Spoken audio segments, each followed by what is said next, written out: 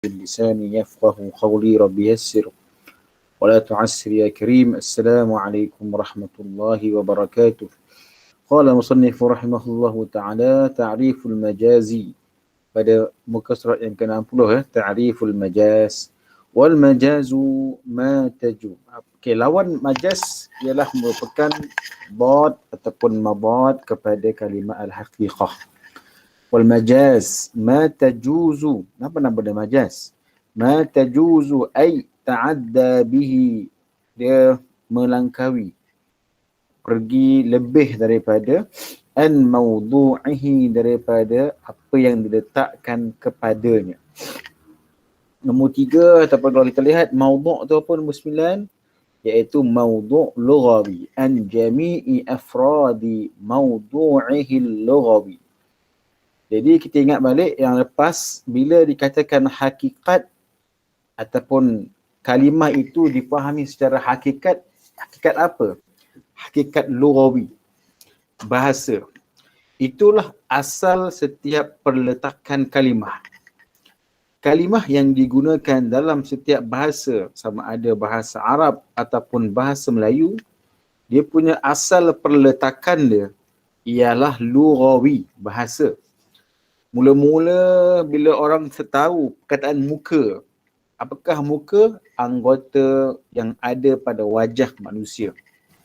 Bila orang kenal kaki, apakah kaki? Dua anggota badan yang menggerakkan manusia, membolehkan orang tu berjalan. Itu dia panggil hakikat.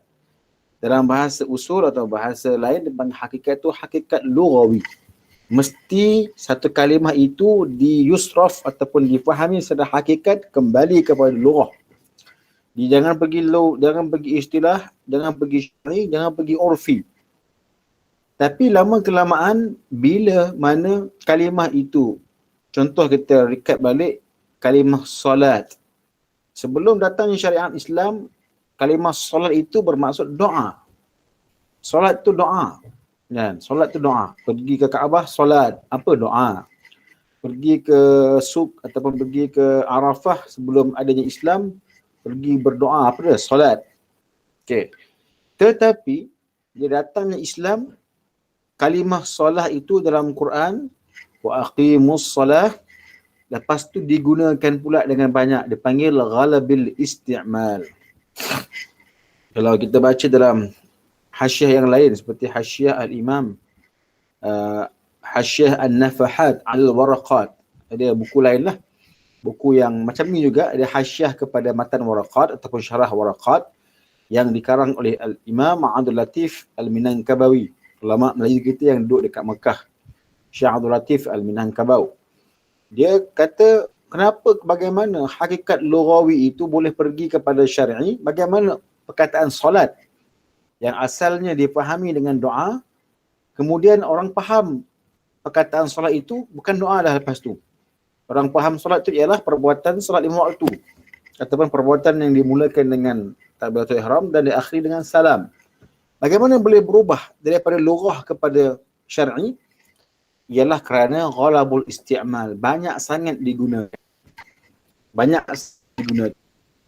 Contoh bahasa Melayu, bila sebut saja kaki, tangan, orang akan faham itu anggota. Tapi bila moden, kaki tangan ni apa dia? Itu merupakan pegawai ataupun staff. Kaki tangan, dijemput, kaki tangan. Bila sebut perkataan itu, orang akan faham. Oh, okay, staff saja tu, bukan orang lain tu, staff je. Macam mana pula kita boleh faham perkataan kaki tangan tu staff, sedangkan lughah dia, kaki tangan tu adalah anggota badan manusia. Oh, sebab banyak penggunaan dia. Ghalabul isti'mal. Okey? Jadi asal setiap kalimah adalah lughah, bahasa. Kemudian dia akan pergi bertukar menjadi kebiasaan syar'i ataupun urfi kerana apa? Ghalabul isti'mal. Banyaknya penggunaan. Okey, bagus. Tapi majaz tu apa? Majaz ini ma tajuzu ay ta'adda bih, yang dia going beyond, dia pergi lebih daripada apa yang diletakkan dari segi bahasa. Tengok bawah, dia kata ay an jami'i afradi mawdu'ihi lughawi li'alaqati muradatin mani'atin min iradatihi wahdah. Kenapa pula kamu jadikan dia majaz? Kenapa pula kamu tak gunakan dia pada hakikat bahasa? Kerana ada alaqah, ada hubungan yang dikehendaki dengan kalimah itu yang ia menghalang, mani'ah tu menghalang untuk semata-mata satu je kefahaman. Jadi bila kita gunakan perkataan yadun kepada konteks yang berkaitan dengan kerajaan ataupun dengan kuasa, ketika tu yadun bukan lagi maksud tangan anggota. Kerana ada alaqah muradah, ada hubungan yang dikendakinya. Yang menghalang dia untuk kita faham itu adalah tangan semata-mata, tangan bahasa. Kalau saya baca, ini perkara ini terletak di tangan raja. Perihal kaitan PKP diletakkan kepada tangan PMKN contohlah. Ini adalah kuasa MKN. Kuasa. Jadi alaqah dia apa? Alaqah dia bukan tangan ni.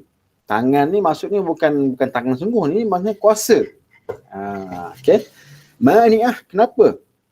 Dalam konteks kalimah itu kita nampak mani'ah, dia menghalang untuk kita faham kalimah tangan itu maksudnya tangan anggota. Tak sesuai ni. Tengok kalimah tu. Kuasa untuk menentukan PKP penuh ataupun tidak di tangan MKN. Kalau kita baca kalimah ni, baca konteks kalimah perkataan ni, ini bukan, ni mani'ah, dia menghalang untuk kita faham tangan tu tangan anggota. Tapi tangan apa? Tangan lebih daripada tu lagi, going beyond. Tajuzu, ta'adda bihi. Bukan tangan ni bukan tangan kita ni. Tangan ni adalah bermaksud apa? Bermaksud kuasa. Okey, di situlah akan berubah daripada hakikat kepada majaz. Okey, majaz. Wa kharaja bi jami'il mushtarak fa in isti'malahu fi'maluhu fa inna isti'malahu fi ba'd afradihi li qarinatin mani'atin min iradati baqiha la yakhruju anil haqiqah. Kalimah mushtarak berbeza. Jangan kita keliru dengan kalimah yang mushtarak dengan kalimah yang majaz. Apa mushtarak? Okey, apa mushtarak? Macam kalimah muka dengan wajah, itu mushtarak. Mushtarak lafzi. Mushtarak ada dua, mushtarak makna, mushtarak lafzi. Rijlun, kaki. Qidam ataupun qadam, kaki juga. Itu mushtarak lafzi. Lafaznya berbeza tetapi maknanya sama. Okey? Wajah dengan muka, mushtarak lafzi. Bendanya sama. Kau telah penampar muka aku, dia tumbuk saya punya wajah, sama lah. Itu mushtarak lafzi. Mushtarak makna, lafaz satu, makna berbeza. Apa contoh mushtarak makna? Makna banyak tapi kalimah satu. Bukan tangan tadi. Apa contohnya? Dalam bahasa kita apa? Apa kita nak kata lah? Carilah kalimah-kalimah yang dia gunakan kalimah itu sama tapi maknanya berbeza-beza. Itu dipanggil mushtarak. Makna berbeza-beza itu mushtarak. Majaz bukan makna berbeza. Majaz ni memang tengok kalimah itu alaqah dia lain. Ini lain ni, lain maksud ni. Dan dia akan menghalang kita untuk faham semata-mata lughah. Itu dipanggil sebagai kalimah yang majaz. Okey, majaz. Okey. Kelas, cukup lah. Jadi dia kata apa? An mawdu'ihi tengok atas, hadha 'ala al-ma'na al-awwali lil haqiqah. Jadi bila kalimah majaz ini membuatkan kita tak boleh berpegang semata-mata pada maksud hakikat dia. Dia pergi lebih daripada hakikat dia. Okey, itu maksud majaz. Tapi ingat, ada dua syarat. Apa dia? Ada alaqah muradah. Dia guna kalimah itu tapi dia punya murad tu lain. Okey? Dia guna kalimah tu memberi murad dia lain, kehendak dia lain. Pertama. Kedua ialah apa? Mani'ah. Kita tak boleh gunakan kalimah itu kepada hakikat lughah dia. Tak jadi cantik dah. Tak jadi cantik lah. Kan? Contohnya kita kata hatta tada'ul harbu awzaraha. hatta tada'ul harbu awzaraha dalam surah Muhammad. Sehingga perang itu melabuhkan tirai. Kita nak faham lurah, tirai itu ada langsir. Besar mana langsir perang tu lah. Jenuh nak perang buat langsir ni. Jadi tak boleh. Tak boleh kita nak faham peperangan ada langsir. Macam buat teater pula lah, tutup habis cerita kan. Yes. Dia mana ah? Kalau saya faham Auzar ni macam langsir tu. Dah habis cerita turun. Ni ke pementasan atau teater lah. Nak buka, nak berlakon buka. Tak boleh terima. Mana ah? Kita tak boleh faham konteks kalimah itu kalau kita memahami dengan maksud lurah. Dia mana kita faham. Dia mana kita untuk semata-mata berpegang kepada lurah, itu dipanggil sebagai benda tu mesti dimajaskan. Okay, wa ala sani, pendapat kedua kata apa? Kata Syekh ataupun kata Syekh Mahalli, syarih kepada matan, dia kata wa mastu'mila fi ghairi mastalaha alaihi minal mukhatabah. Dia apa yang digunakan selain daripada perkataan cakapan biasa. So kita boleh faham kalimah majaz tidak digunakan dalam mukhatabah. Okay? Dalam kebanyakan hal lah. Luqman dah makan dah, Luqman. Apa Luqman faham? Kita kan mukhatabah kan? Mukhatabah ni cakap biasa. Dah makan lah. Tak. Makanan rohani. Tak, jarang. Cakap mulut biasa, kalau makan apa? Makan lah, makan malam, makan petang, makan pagi, sarapan, itu makan. Itu mukhatabah kita. Tapi kalau kita kata tak, saya makan, itu makanan rohani. Itu bukan mukhatabah tu, itu dah majaz. Majaz jarang digunakan dalam mukhatabah. Okay? Dan majaz tak boleh guna. Sebab itulah dalam fiqh dia panggil sarful kalam alal haqiqah. Kalau kita bercakap mukhatabah, ke semua kalam hakikat. Jangan nak cerita-cerita benda majaz. Pergi mahkamah, kalam hakikat. Awak nampak tak dia bunuh? Tak, saya tak nampak. Padahal depan dia bunuh. Jadi dia tanya, kenapa awak tak nampak? Awak depan dia. Saya nampak mata. Dia bukan mata hati saya. Mata hati pula. Okey, tak boleh. Dalam mukhatabah, dalam mahkamah, dipahami kalimah itu kalam hakiki. Jangan kita nak mandai-mandai menggunakan kalimah yang majazi. Okey. So ada pembahagian aqsamul haqiqati fal haqiqatu imma lughawiyyun. Patah balik lughawiyatun. Ada hakikat lughah. Dah nak terangkan bi an wada'aha ahlul lughah, yang diletakkan oleh ahli lughah. Nombor 2. Okey. Nombor 2 dia kata apa? Bi an wada'aha ahlul lughah ay azharuha lana wa nisbatu wad'iha lahum litawaqqufiha alaihim bina'an ala anna al-wadi'a huwa Allah aw wad'uha haqiqatan bi an ansha'uha lima fahimu ma'anil alfaz. Ini satu topik yang agak panjang lah kan. Sebenarnya bukan ahli lughah yang letakkan makna ni. Ahli lughah ni yang pakar bahasa. Tapi ahli lughah yang mengisbatkan. Sebab kalimah ini digunakan sebelum adanya universiti. Contoh bahasa apa yang agak lama? Antum tengok buka-buka buku-buku lama. Sulul Salatin, kan, buku Khat Merong Mahawangsa tu, kalimah apa yang dah ada sejak dulu lagi? Makan. Kalimah makan lah. Makan, minum, itu kalimah lama. Lah ni mentera darah, dia cerita lain. tu dia panggil mustarak makna. Okey. Kalimah banyak tapi makna satu je, makan. Okey, jadi kalimah makan dan minum ni kalimah lama. Kuno dah pakai dah. Dah lama pakai kalimah ini. Tapi siapa letakkan kalimah tu? Ahli lughah. Bila pula zaman hantu ahli lughah, tak reti, tak ada universiti, tak sekolah pun. Tapi ahli lughah, lepas tu ahli-ahli bahasa dia mengisbatkan. Ini lughah. Ini hakikat. Sebenarnya kalimah itu asal dari orang dulu lagi. Tanya orang dulu, mana siapa ajar bahasa? Entah. Kami lahir dah tahu je bahasa ni. Tanya orang sebelum lagi, siapa ajar bahasa? Entah. Kami pun dah lahir penuh. Itulah kami cakap. Jadi, ada kajian mengatakan bahasa ini memang dah ada sejak azali. Bila diturunkan Nabi Adam, dilahirkan manusia, tidak ada manusia lahir melainkan dia akan mendengar bahasa. Kalau antum tengok Orang putih dia panggil pembahagian zaman kan, zaman batu, paleolitik, mesolitik, macam-macam lah nama dia kan. Ada zaman tu orang tak bercakap, orang pakai bahasa isyarat. Itu penipu. Lamba kata nipu tak. Itu tak betul tu, mana boleh.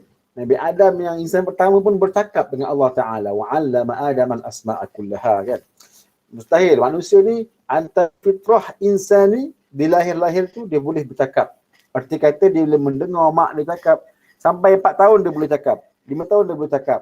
6 tahun tak senyap lah cakap dia kerja dia. Sebab apa?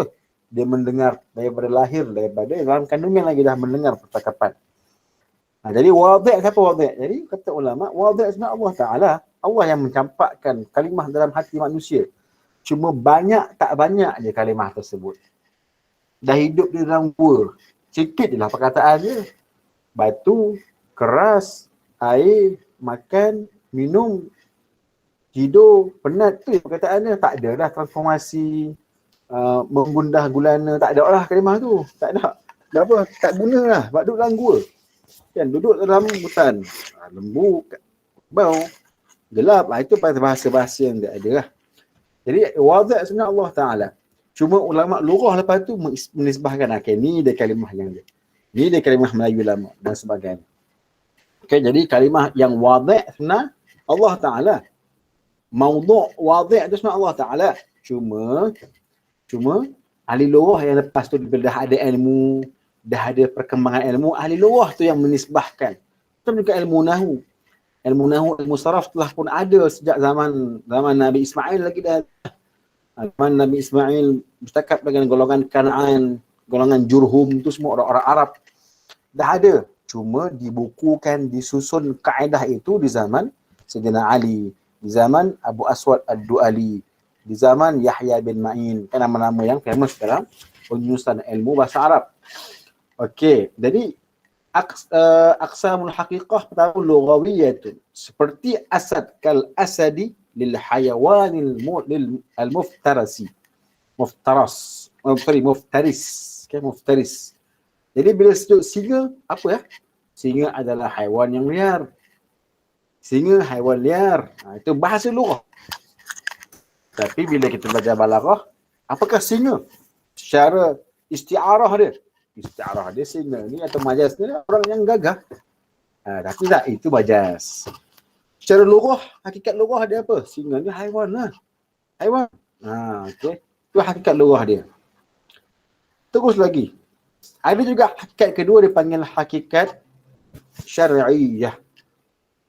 Kenapa pula panggil hakikat syar'iyah? Kerana bi'an wada'aha syari'. Yang meletakkan itu syari'. Seperti solat itu adalah ibadat yang makhsus. Apakah ada solat? Tadi anda dah kata kan? Contoh tadi kita dah selesai lah. Apakah solat ya? Semayang yang solat ibadah yang dimulakan dengan takbiratul ihram dan diakhiri dengan salam. Bukankah doa? Doa tu dia punya hakikat lughawi asal. Tapi lepas tu bertukar menjadi hakikat syar'i. Macam mana pula hakikat lughawi boleh jadi syar'i? Apa dia punya point dia? Ghalabul isti'mal. Banyak sangat guna. Ataupun syarik dah kata. Orang terima. Jadi itu dia panggil sebagai, macam contoh kalimah sanad. Ataupun sanad. Sandaran. Masa sebelum adanya hadis ataupun zaman Nabi, bila kata kalimah sanad itu merupakan hujah. Ma sanaduka. Apakah kamu punya sanad? Apakah hujahan kamu? Apakah sandaran kamu? Tetapi setelah datangnya syariat, datangnya Nabi, adanya hadis Nabi, bila sebut sanad, apa orang faham? Silsilah perawi yang merawikan cerita sampai ke Nabi SAW. Panjang pula dah. Dulu sanad tu dalil dia, bukti je. Dulu maksud bahasa.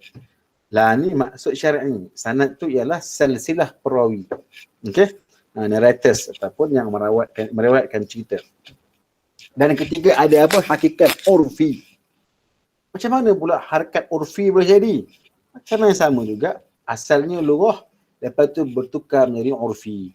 Bi'an wada'aha ahlul urfil am, di mana diletakkan oleh ahli uruf. Ada ke ahli uruf ni? Baca bawah tu, iaitu yakhtar anna al-wadi' fihi ma ghairullahu ta'ala. Ini al-huruf ni dipahami manusia lah. Contoh kalimah iqtisad, ekonomi dalam bahasa Arab iqtisad. Kalimah iqtisad dah ada lama dah. Zaman sahabat pun dah ada iqtisad. Qasdun, faqtasid, dah ada dah. Kan dah ada kalimah itu. Cuma di zaman itu dipahami secara lughah. Apakah iqtisad? Berpada-pada. Kan? Al-qasdu tablughul maqsada. Koho-koho sampai kepada maksud kita. Kalimah iqtisad dah ada zaman Nabi ataupun zaman sahabat. Dah ada dah pun. Dah ada. Hatta buku Ibn Khaldun pun sebut iqtisad dengan jelas. Hatta buku Imam Mawardi pun sebut iqtisad dengan jelas. Hatta buku Imam Al-Ghazali tajuk pun Al-Iqtisad fil I'tiqad. Dah ada dah zaman 500 Hijrah, 600 Hijrah, dah famous dah pun. Tapi ketika itu mereka faham iqtisad bahasa lughah, berpada-pada. Tetapi lepas zaman 1600, 1700, iqtisad ataupun 800 lah. Setelah dicampur dengan orang Arab, orang Barat, Ferengi, iqtisad bukan lagi maksudnya berpada-pada. Tapi bermaksud bertukar menjadi bahasa huruf am. Apa dia? Satu, ilmu berkaitan ekonomi. Satu, fahaman berbentuk ekonomi. Bukan lagi al-qasdu ataupun bukan lagi berpada-pada. Kenapa? Yalah, ahli huruf tu dah ada menggunakan macam tu. Seperti dabatil lizatil arba' kal himar. Seperti kalimah dabah untuk haiwan yang ada kaki macam himar. Sedangkan dabah itu adalah maksudnya segala apa yang ada atas muka bumi ni. Lalat. Jin, syaitan pun juga dikira dabah juga. Ma yadubbu apa yang berjalan ataupun apa yang berada atas muka bumi. Tapi ahli lughah tukar. Dabah ni apa yang berkaki empat yang berjalan atas bumi ni. Okey.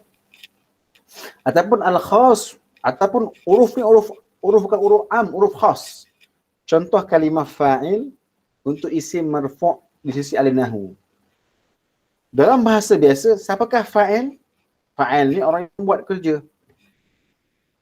Kan contohnya dalam surah Al-Anbiya bila kaum Nabi Ibrahim melihat patung-patung telah pun dihancurkan, dia kata apa? Man fa'ala haza. Siapa yang buat ni? Siapakah fa'il dia? Itu bahasa secara lughah. Tapi bila dia tukar menjadi uruf ahli nahwu, fa'il ni apa? Marfu' bi dhammah. Boleh pula fa'il marfu' bi dhammah. Fa'il ni bukan pelaku ke? Itu bahasa lughah. Bahasa uruf am, uruf khas bagi ahli nahwu, fa'il ialah marfu' bi dhammah. Jadi huruf ni ada dua pula. Huruf am, huruf khas. Apa-apa pun cerita, asalnya kalimah itu lughah, kemudian dia akan jadi huruf syar'i kerana syarak meletakkan dan digunakan ghalabul isti'mal, serta dia boleh bertukar menjadi urfi, sama ada huruf am ataupun huruf khas. Kerana apa? Kerana yang sama juga ghalabul isti'mal, banyak sangat guna. Kalau ahli huruf letak, okey, kita setuju lepas ni kalimah kalimah baru sejak 2-3 menjak kita duduk zaman pandemik ni, apa kalimah baru yang kita cakap kalimah tu orang faham belaka, SOP lah. Selalu dengar pula kalimah SOP tu, tapi kita duk faham lain. Koyak pun koyak. Koyak kan, lama duk faham koyak tu ke apa dia. Koyak tu koyak lah, kain kertas koyak ni koyak. Dah kali dah faham lain lah. Apa dia? Huruf am, huruf khas mengatakan koyak itu lah satu kalimah yang mengecewakan, melanggar Zainis kan, contoh kan. Boleh kan? Jadi itu semua adalah merupakan proses yang berlaku bukan sahaja dalam bahasa Arab, bahkan dalam setiap bahasa. Arab juga sama. Jadi bila Quran dan hadis turun macam tu, tentulah keadaan ulama usul memahami satu kalimah untuk dengan dia faham kalimah tersebut membuatkan mereka boleh menerbitkan satu istinbat ahkam ataupun istinbat hukum daripada dia. Sikit lagi sambung. Okey, wa hadha taqsimu mashin 'ala at-ta'rif as-sani lil haqiqati dun al-awwali al-qasiri 'ala al-lughawiyyah. Ini pembahagian ni dia bergerak atas takrif yang kedua. Apa yang kedua? Balik apa yang kedua? Untuk hakikat, bukan yang awal. Mana hakikat? Apa hakikat yang kedua? Ni majaz. Ataslah fal haqiqah ma baqiya fil isti'mal ala mawdu'ihi ataupun mastumila fi mastalaha alaihi. Ni yang kedua ni. Jadi pembahagian dari hakikat syar'i, hakikat lughawi, hakikat syar'i, hakikat huruf am, huruf khas itu adalah pembahagian yang bergerak di bawah nama yang kedua ni. Mastumila fi mastalaha alaihi minal mukhatabah. Apa yang digunakan, apa yang difahami yang biasa digunakan ketika kita mukhatabah, itu semua adalah bahasa hakikat. Ya, bahasa hakikat, bahasa biasa lah. Saya nak kedai, saya nak beli tepung. Apa kita faham? Tepung lah. Satu makanan yang berserbuk. Kan, tiba-tiba tak, saya bukan nak tepung tu, saya nak tepung lain. Apa dia? Tepung berbentuk majas. Apa dia? Tepung ni sifat dia adalah putih. Saya inginkan keputihan hati. Pelik pula lah. Nak bersyair tempat lain lah. Ni pergi kedai ni, yang cakap benda yang hakikat, yang cakap benda-benda yang majas. Iaitu benda tu dipanggil sebagai mastalaha alaihi fil isti'mal ala al-mukhatabah. Apa yang digunakan ketika bercakap biasa, berkecek biasa. وهذا تقسيم ماشي على التعريف الثاني للحقيقة دون الأول القاثر yang awal tu semata-mata ditumpukan kepada lughawiyah, tidak pergi kepada syar'i dan pun tak pergi kepada urfi.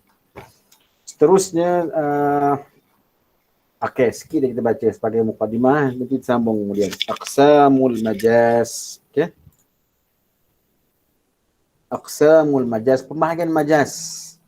Wal majazu, okey, semata-mata majaz semata-mata majaz imma an yakuna bi ziyadatin aw nuqsanin aw naqlin aw isti'arah.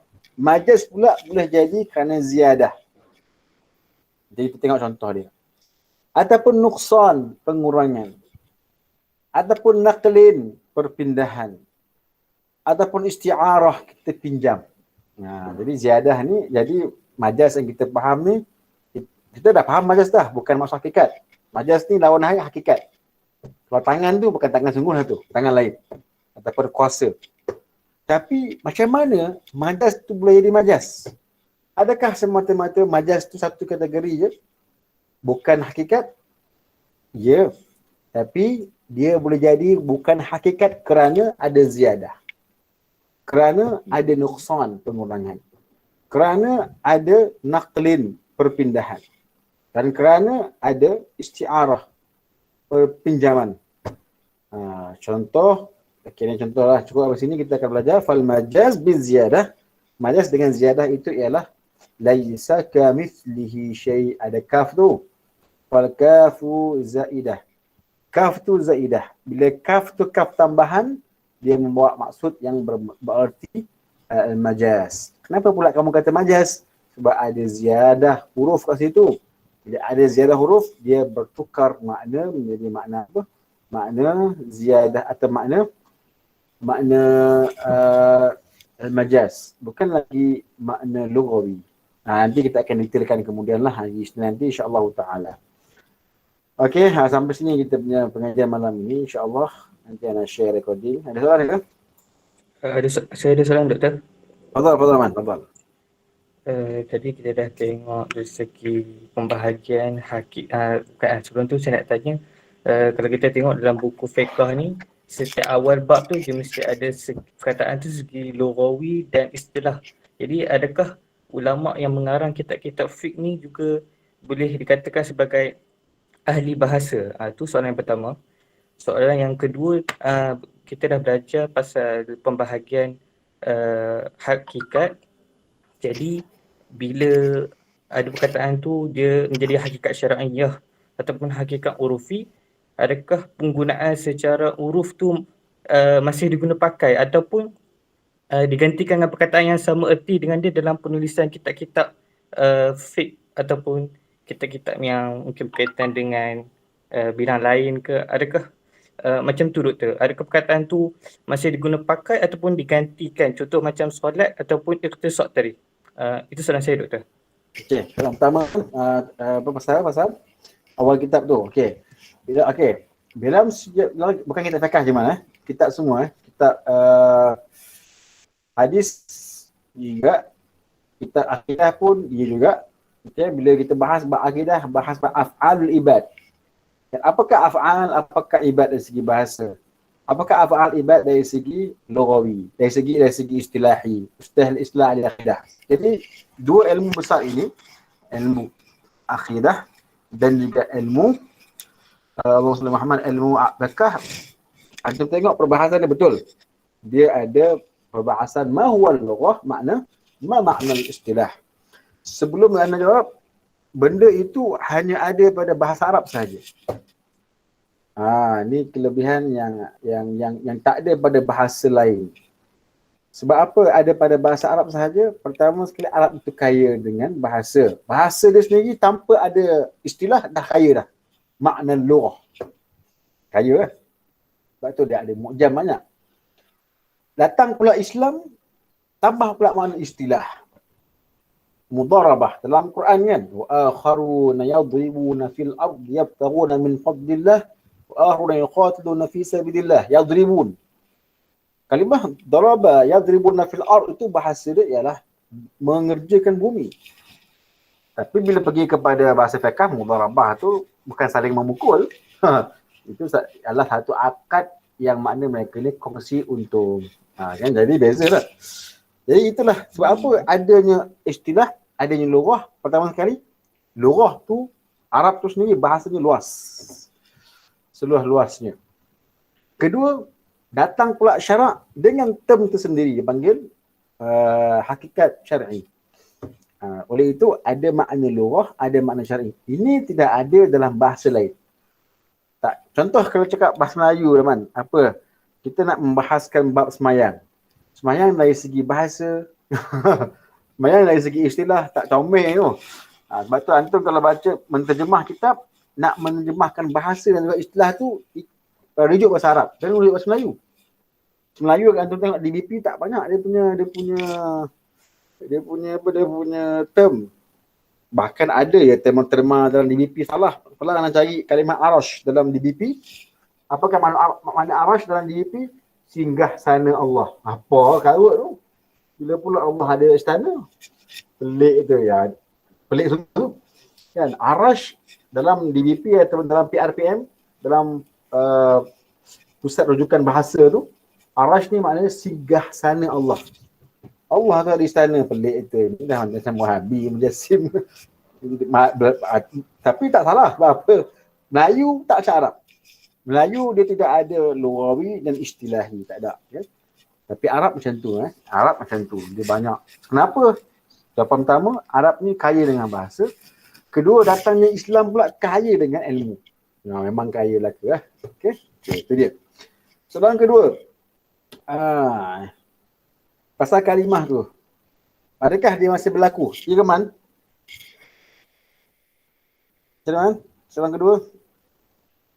Soalan kedua, contohnya macam solat tu sebelum ni, maksudnya doa, tapi bila datang Islam, solat tu adalah aktiviti yang dimulakan dengan takbir dan diakhiri dengan salam. Betul.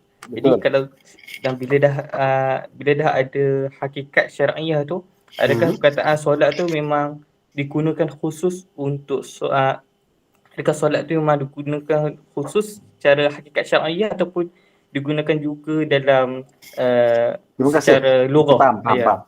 Dia akan guna dua-dua, Man. Kalimah hakikat, itu jadi penting. Kalimah ini, walaupun ada kalimah, satu kalimah tu ada hakikat. Solat, ada hakikat lughah, ada hakikat syar'i. Solat juga mungkin ada majaz, wallahu alam. Nak pakai mana? Dia pakai mana-mana. Di situlah berlaku.